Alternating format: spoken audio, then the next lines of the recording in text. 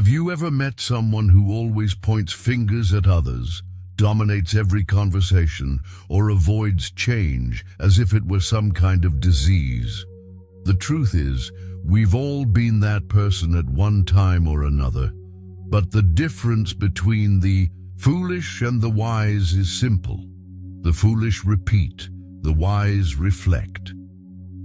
Throughout my years of walking this earth, listening more than speaking, observing more than judging, I've come to understand something that goes deeper than academic intelligence. True wisdom isn't about having all the answers. It's about how you carry yourself when life gets hard, how you treat people when no one's watching, and most importantly, how you respond when you're forced to face your own shortcomings. But here's the twist.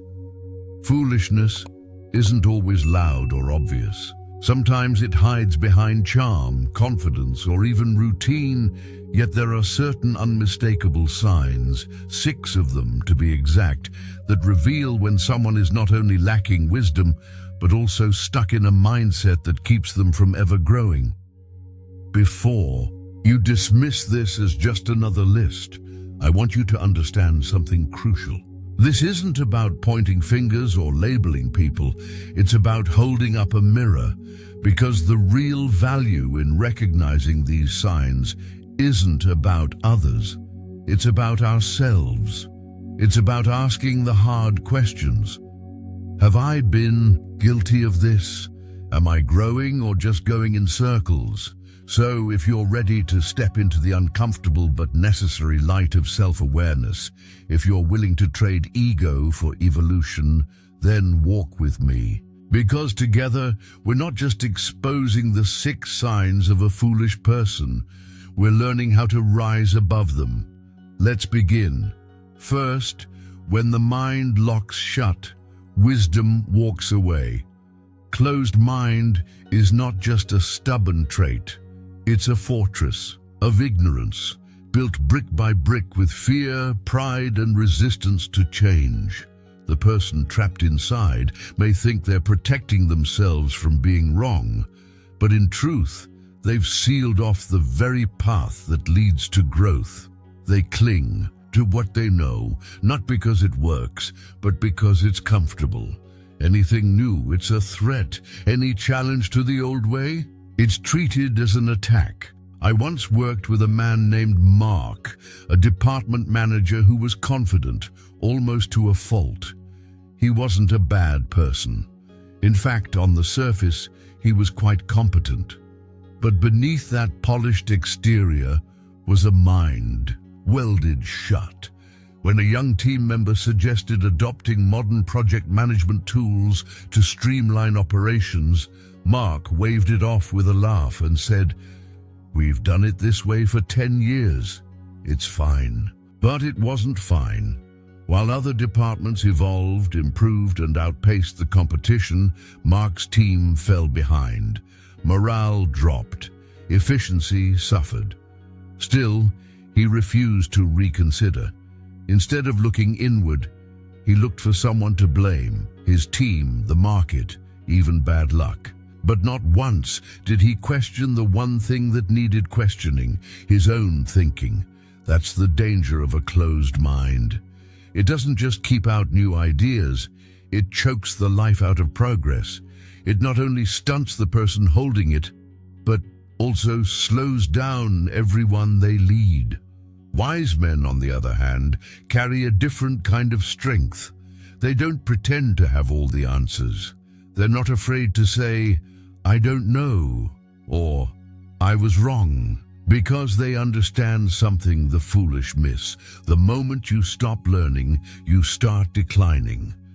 Stoic philosophy teaches that wisdom isn't rooted in always being right. It's born from being open, curious, and humble.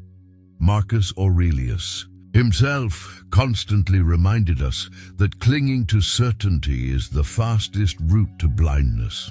So if you ever feel resistance rising when someone presents a new idea, pause. Ask yourself, am I protecting truth or just my ego? Be brave enough to say, "I didn't think of that," or "I want to understand." Because only when the walls of pride and rigidity fall can the seeds of true wisdom begin to grow. Second, the fear of change, the comfort zone. It feels safe, familiar, even warm. But beneath that soft exterior lies a hidden truth. It's not a sanctuary, it's a silent prison. The fear of change wraps itself in routine, in nostalgia, in the illusion that staying still means staying safe. But life is not still. It flows, it bends, it evolves whether we're ready or not. And those who fear change, who cling to what was, often find themselves grasping at shadows while the world moves on without them. Let me tell you about Matthew, a man whose story speaks to this truth. He spent his entire life in the same neighborhood. He knew every street, every neighbor, every crack in the sidewalk like an old friend. When his children, now grown and thriving in a new city, invited him to move closer, to embrace new opportunities, and be part of their lives, Matthew hesitated. "I know everyone here," he said. "Why would I start over somewhere else?" But the neighborhood changed. Slowly, then suddenly. Familiar shops closed, old friends moved away, and the comfort he had once relied on began to fade. The world around him didn't wait for him to adapt. It changed on its own terms. Eventually he made the move, and to his surprise, what he found wasn't fear. It was freedom, a new rhythm of life, new people, new joy. He hadn't just relocated, he had rediscovered parts of himself that had long been dormant. You see, the fear of change doesn't just hold us in place, it quietly robs us of what could be. It convinces us that the known is better than the possible, even when the known no longer serves us. But wise men, truly wise men, understand that life demands movement. The Stoics knew this well. They didn't resist the winds of change. They trained their minds to sail with them. Seneca once wrote, "Every new beginning comes from some other beginning's end." To resist that truth is to fight the natural rhythm of existence. If you find yourself hesitating, stuck in habits or environments that no longer nourish you, ask yourself, what are you really afraid of? What is the cost of staying where you are? And more importantly, what might you miss if you never take the next step? Because change, while often uncomfortable, is the birthplace of growth. It doesn't just move us forward, it expands us. And though the unknown may feel like darkness, it's often where our brightest moments begin. So don't let comfort become your cage. Choose evolution over stagnation, because the man who embraces change doesn't just survive, he thrives. Third, constant blaming. Foolishness wears many disguises, but one of its most common masks is blame. Some people become masters at making excuses. Nothing is ever their fault. A failed project, the market was too tough, a missed promotion, the boss was clearly playing favorites. But deep down, we all know the truth. Blaming others is a defense mechanism, a fragile shield built to protect the ego from the painful sting of self-reflection. The tragedy is this: what begins as a shield eventually becomes a prison. The more you point outward, the less you grow inward. I once worked with an event organizer named Rachel. She was put in charge of planning a major conference, a career-defining opportunity. But when the event suffered from low attendance and poor reviews, her reaction was instant and deflective. It was the marketing team's fault. They hadn't promoted the event properly. She insisted she'd done everything right. But when we looked closer, we discovered Rachel had failed to provide the necessary details on time. The campaign was delayed because of her oversight. Still, she doubled down, blaming the design team, the timing, even the audience. Not once did she acknowledge her own role in the outcome. Eventually, her team's trust eroded. She stepped down, not because others pushed her out, but because her unwillingness to own her mistakes made it impossible to lead.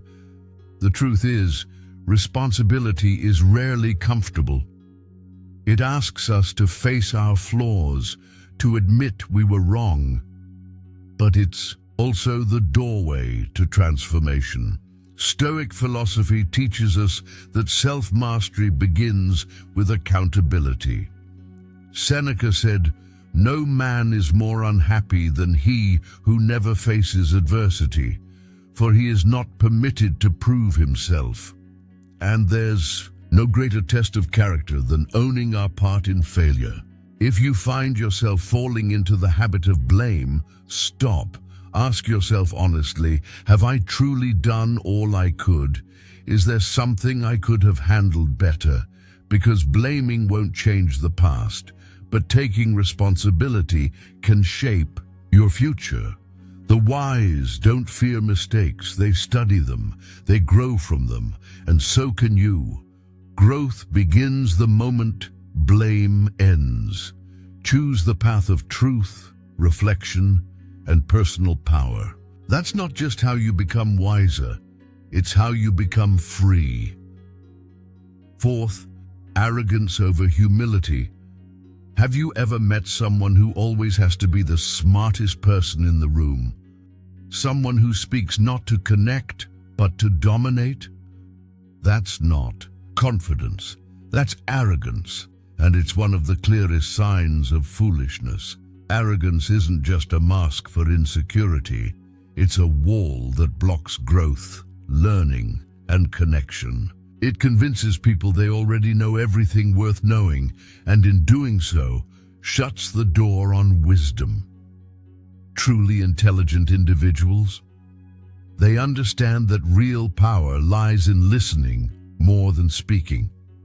Because wisdom doesn't shout, it observes, reflects, and learns quietly over time. I once worked with a senior executive named Greg. In every meeting, he would monopolize the conversation, interrupting his team, steamrolling ideas, and dismissing any suggestion that didn't match his own. When a major project eventually collapsed, he blamed everyone around him. The team was incompetent. They didn't grasp his vision.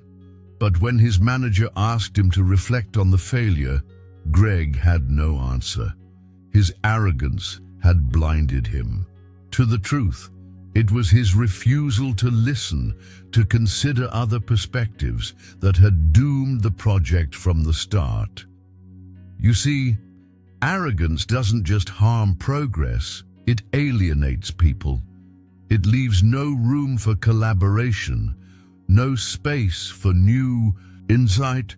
The Stoics taught that humility is not weakness, it's strength rooted in self-awareness. Marcus Aurelius, a man who ruled the Roman Empire, wrote in his private journals about the value of remaining teachable, of surrounding himself with those who would challenge him, not flatter him.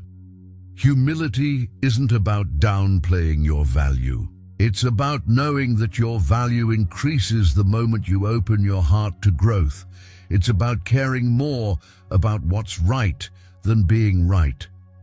So if you ever feel the urge to assert your superiority, pause. Ask yourself, am I trying to grow or am I trying to impress?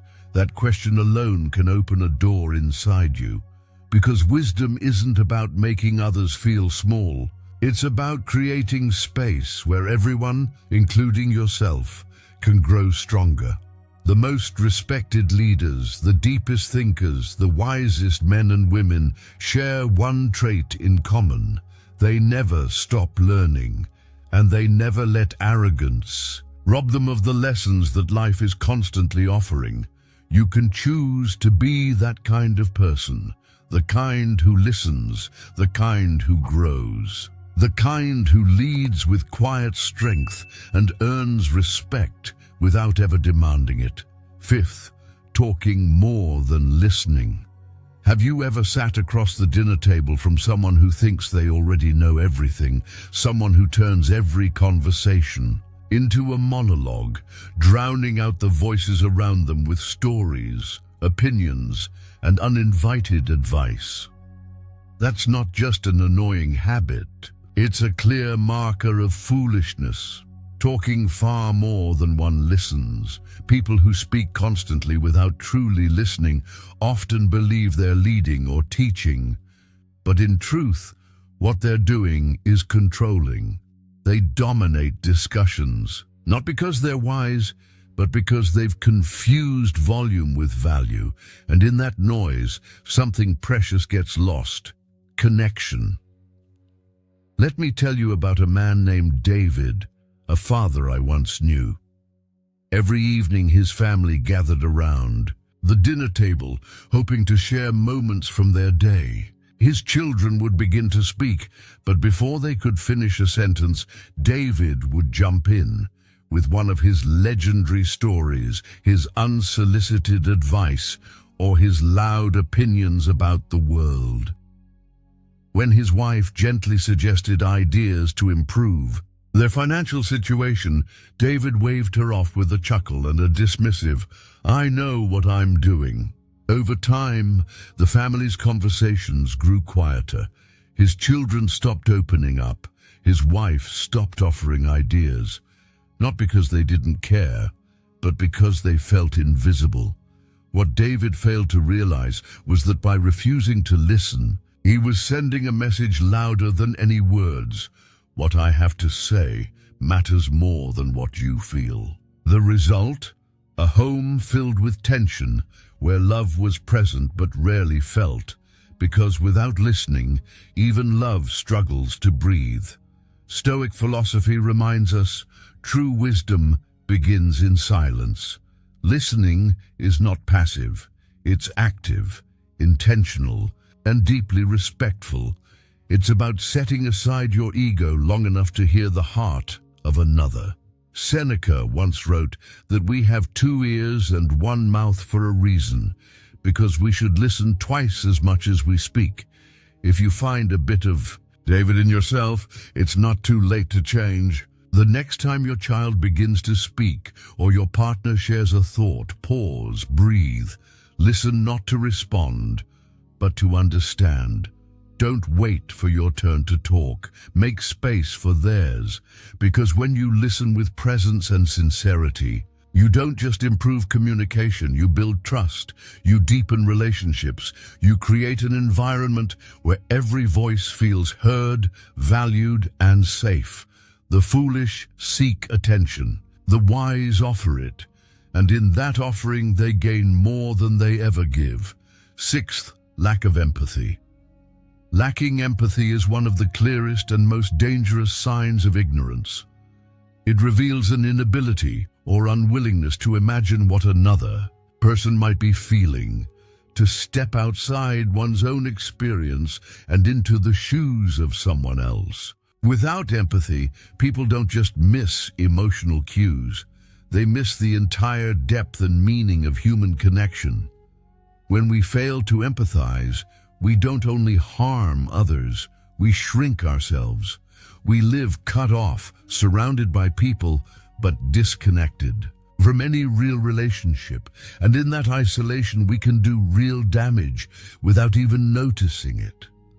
Let me tell you about someone I once worked with. His name was Brian. Brian was known for his bluntness, especially when projects were delayed or targets missed. One afternoon, a co-worker named Rachel failed to deliver her part of a proposal on time. Brian, in front of the entire team, criticized her harshly. What he didn't ask, or even seem to care about, was why. Rachel had been caring for her sick child and doing her best to juggle both work and family. But to Brian, only results mattered. Fast forward a year. Brian's own mother fell gravely ill, and he had to juggle hospital visits with a full workload. That's when it finally hit him, how cold and careless he had once been. His past words haunted him, not because someone scolded him, but because he now understood the pain he had once dismissed. That's the quiet power of empathy. It opens our eyes to truths we otherwise miss. Without it, we can become calloused, critical, and alone. But with it, we evolve into something greater, someone who can hold space for others, even in their messiest, most human moments. Stoic philosophy reminds us that wisdom is not measured by how much we know, but by how deeply we understand. And to understand people, we must care enough to listen, to feel, and to extend grace. Marcus Aurelius wrote of the importance of being tolerant with others and strict with oneself. That means choosing compassion over judgment, presence over pride. Empathy is not a weakness. It's a mirror that reflects both strength and humility.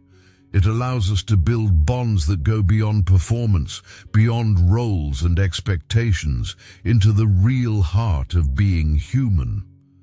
If you've noticed a lack of empathy in yourself, don't shame it, transform it. Begin by listening without planning your reply. Let someone else's truth exist without interruption. That single act of attention can open doors you didn't even know were closed. Because at the end of the day, the wisest among us are not those who shout the loudest, but those who can sit quietly, fully present, and say with sincerity, "I see you, I understand, and I'm here." So now that we've walked through these traits, blaming others, fearing change, talking without listening, clinging to pride and lacking empathy, ask yourself this: which of these signs have I seen in others?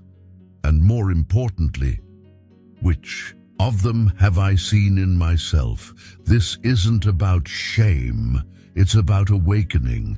Because the truth is, every foolish trait we've uncovered isn't a dead end.